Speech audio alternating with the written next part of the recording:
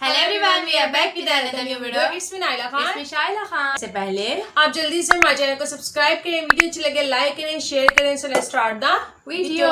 कौन कौन बख्त कहेगा कि तिरंगा उठाने वाला यहाँ कोई नहीं मिलेगा। बाजू कटेगा तो मुंह से उठाऊंगा, सर कटेगा तो फिर भी भारत माता की जय बोलने वाला। इसी कश्मीर का एक पार्ट है पाकिस्तान के पास, जिसको वो आज़ाद कश्मीर बोलते हैं। उनको वो हुकूक मिले हैं बेचारों को, वो हमारा हिस्सा है। तो संभव है कि मोदी जी पीओके को भी रणनीति बना सकते। मोदी जी बहुत कुछ करने वाला है। ये पाकिस्तानी वो घुसपैठ वाले लीडर है जो पाकिस्तान को भी लूटता है, उनको भी सिखाएंगे देश कैसे चलाना है। या तो हमारी ही देश में वापस जम हो जाओ या खुद के देश सही ढंग से चलाओ। और कहने वाले कि नहीं आर्टिकल 370 आर्जी है। ओ भैया, ये बार बार क्या है, 72 साल से आप बोलते हैं आर्जी है। परमिट करो ना। परमिट किसी ने किया नहीं, सिर्फ एक नारा लगाया ये आर्टिकल 370 आर्जी है। जब ये आर्जी है तो इसको टूटना ही टूटना था। आर्जी सिस्टम को, जो सस्ता चीज़ होता है तो उसको तो खराब होना ही होना, जो अच्छा हो स्ट्रांग हो। भैया आप मुझे ये बोलो, आप नारा लगाते ये आर्टिकल 370 हमारा आर्जी है, आर्जी इलाक है, तो तोड़ दिया पार्लियामेंट ने। तो आप लोग ये बार बार ये बोलते हैं तो आपने परमिट क्यों नहीं बनाया? अब मेरा सवाल है, अशरफ आज़ाद जो 92 जब यहाँ नरेंद्र भाई मोदी जी और मुरली मनोहर जोशी जी तिरंगा फैलाने के लिए आए थे, तो मैं एक व्यक्ति हूँ जो उनके पास गया और उसमें शिरकत किया है। तो उनके साथ दोस्ती भी हुई है। उसी दिन एक गांव से हाकिरमुल्ला बड़गाम से निकलकर मैं पहुंचा लाल चौक में और उस तिरंगे को सल्यूट किया है वहाँ, है ना। सर आपने एक चीज बताई थी कि मतलब आप पहुंच करके तिरंगे को सलूट कर रहे थे, उधर वो बंदूक तोप वाले भी थे आपके गांव से हिजबुल के। ओ भैया, इतने वहाँ से जहाँ से मैं निकला वहाँ से 2 जने निकले हैं जी। एक ने उस पार लिया है, दूसरे ने तो हम अपना है जी।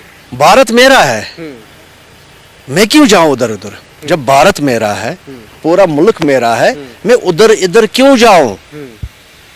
मैं अपने मुल्क को, जब मेरा है तो मैंने उनको देख देख करना है, उसके लिए लड़ना है ना। तो महबूबा मुफ्ती वगैरह, जो उमर अब्दुल्ला वगैरह आप लोगों के सीएम रह चुके हैं यहाँ के, वो कहते हैं कि मतलब कि 370 हटने के बाद कहते थे कि 370 हटेगा तो कोई तिरंगा झंडा उठाने वाला नहीं मिलेगा। आज है 10 दिन बाद 15 अगस्त आने वाला है, तो क्या अभी देखिए, अभी जो ये तिरंगा है ये हमारी शान है, हमारी जान है, हम उम्र कुर्बान है। तो कौन कौन बख्त कहेगा कि तिरंगा उठाने वाला यहाँ कोई नहीं मिलेगा। बाजू कटेगा तो मुंह से उठाऊंगा, सर कटेगा तो फिर भी भारत माता की जय बोलने वाला हूँ आदमी है। ये इसलिए बोलते हैं, मैंने आपको शायद आपने ये मेरी जो कुछ बातें की आप लोगों से, तो शायद आप लोगों ने इसमें पूरा समझा नहीं। मैंने आपको ये जो 777 इसका मतलब क्या है, ये जो मैंने आरजी आर्टिकल 370 आरजी 3, वो अब देखो कितनी पीढ़ियों ने बोला है। मरहूम शेख मोहम्मद अब्दुल्ला साहब ने, अभी फारूक अब्दुल्ला साहब है, फिर आ गया मुफ्ती साहब, फिर आया उमर साहब, फिर आया फिर मुफ्ती साहब, और ये जो हमारा है गुलाम नबी आज़ाद, वो भी यहाँ चीफ मिनिस्टर रहा, और फिर महबूबा मुफ्ती जी भी यहाँ चीफ मिनिस्टर। हर किसी ने एक ही रट लगाए है, आर्टिकल 370 आर्जी है। यहाँ कश्मीर में कोई युवा उठा है, भैया इसको परमिट करो, या आज भी उनको कुछ कोई बोलता है भैया आपने परमिट क्यों नहीं किया? कह रहे हैं वो आजादी के लिए था, मतलब आजाद कश्मीर की एक तरीके से धारा थी वो। उसको मेरी बात सुनो, आजादी का मतलब क्या है? कि अलग अलग तरीके अब से। मेरे बात सुनो, आज़ादी इस चीज़ को आप वहाँ से दिल्ली से आए हैं, आप मेरे साथ बात करते हैं, यहाँ से निकल कर आप घूमेंगे फिरेंगे, इसको कहते हैं आज़ादी। उसको कहते हैं वो गलत बोलते हैं, उसको बोलते हैं घर अलग बनाना है। वो घर अलग बनाओगे फिर सोचो खाओगे क्या। इसी कश्मीर का एक पार्ट है पाकिस्तान के पास, जिसको वो आज़ाद कश्मीर बोलते हैं। उनको वो हुकूक मिले हैं बेचारों को, वो हमारा हिस्सा है। उनसे भी हम यही गुजारिश कि आओ भैया हम मिलकर चलेंगे, उधर क्या करना है, छोटा सा मुल्क है। ठीक है, पाकिस्तान बोलता है हम मुसलमान हैं, हम भी मुसलमान हैं, लेकिन पाकिस्तान के लोगों, आपसे मैं इतना ही बोलता है, जो आपके ये खुद गर्ज पॉलिटिशियन हैं, उन्होंने आपको लूटा और लंदन ने लिया पैसा, तो आप भूखे मर रहे हैं, तो हम क्यों आ जाए आप लोगों के साथ। हम तो यहाँ से निकाल रहे हैं ये करप्शन वालों को, तो आप तो बिठा रहे हैं जो करप्शन किया है, जिन्होंने गरीबों का पैसा खाया है। वही दास्तान यहाँ कुछ पार्टियों ने, पॉलिटिकल पार्टियों ने चलाए हैं, वही हिकमत यहाँ चली है। दुनिया में सबसे बड़ा जमहूरी मुल्क हिंदुस्तान है, ना कौन करेगा।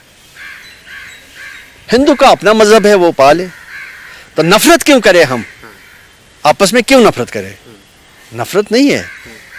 पीओके के बारे में यहाँ के लोग क्या सोचते हैं? मैंने यही बोला ना आपको, बोला वो भी हमारा जिस्म का एक पार्ट है। मतलब हिंदुस्तान का पार्ट है कि क्या लगता है? जब मैं बोला मैं भारत मेरा है, इसका क्या मतलब है। वो भी पार्ट है। जब भारत खुद बोलता है कश्मीर हमारा ताज है, इसका क्या मतलब है। वो हमारा ही एक पार्ट है ना, वो भी एक जिस्म का। ताज है। हाँ, तो उसको भी पार्ट से ही मिलना है ना। मतलब ये मान के चलिए कि 4 पार्ट है, 3 पार्ट इधर ही है, 1 पार्ट उधर है। हम चाहते हैं वो 1 पार्ट भी इधर ही आ जाए, जिसको आप पीओके बोलते हैं, तो वो भी आ जाएगा बड़े अमन से, शांति से। कि मोदी जी के रहते आ सकते हैं। हम मोदी जी कर सकते हैं इस काम को। वो मोदी जी क्या नहीं कर सकता है। जिसने हमें पैदा किया है वो उसको मेहरबान है, पैदा करना वाला है ही इसके मोदी जी के ऊपर मेहरबान है। जो वो बोलता वो करता है, खुद कहाँ करता है वो। तो संभव है कि मोदी जी पीओके को भी रणनीति बना सकते हैं।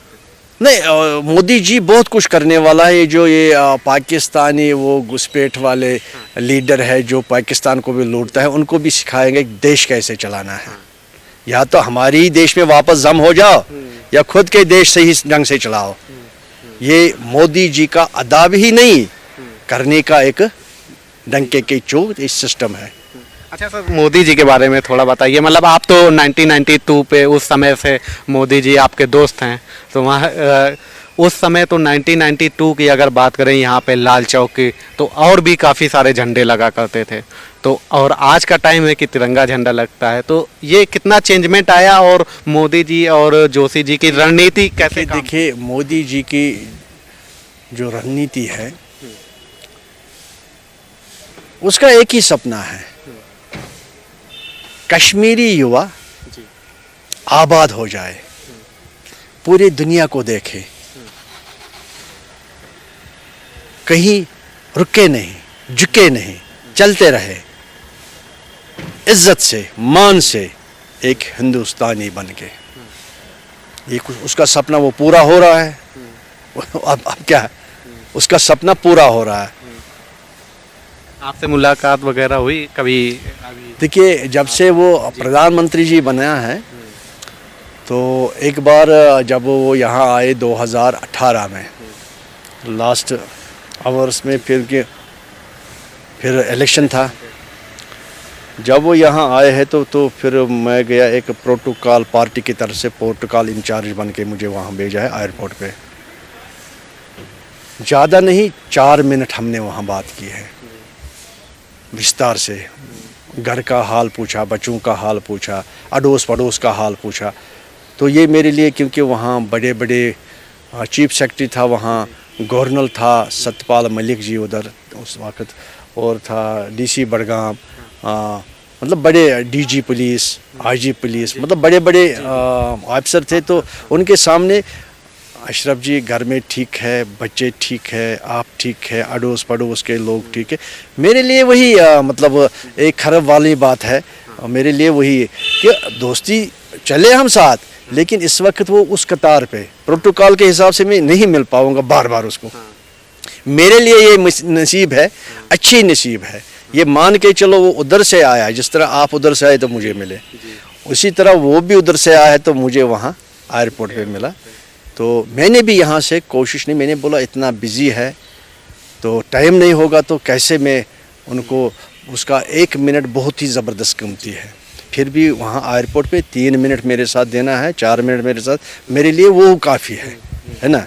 तो फिर भी उधर से जब भी कोई जाता है, पार्टी का बड़ा कोई नेता जाता है उनके पास, संगठन महामंत्री, नेशनल संगठन महामंत्री या नेशनल प्रेसिडेंट जाता है, या हमारा जम्मू कश्मीर का प्रेसिडेंट या जम्मू कश्मीर का संगठन मंत्री जाता है, उधर अशरफ आज़ाद का हाल चाल पूछना है, मेरे लिए वही दौलत है।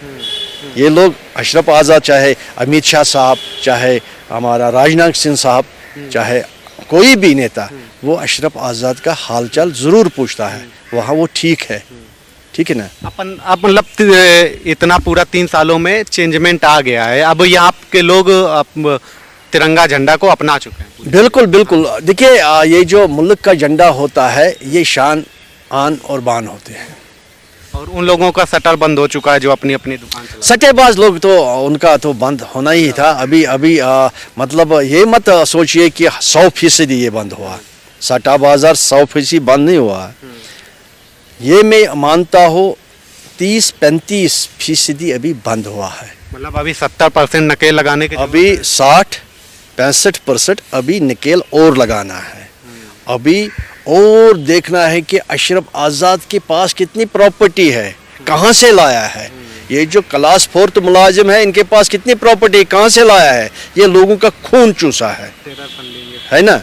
तो इस पे डरने वाली बात नहीं, उसे बिल्कुल शान से, हाँ इतना ज़रूर फिर मैं कहूँगा 1947, 1977, 1987 मोदी साहब उस पर ध्यान ज़रूर देना है।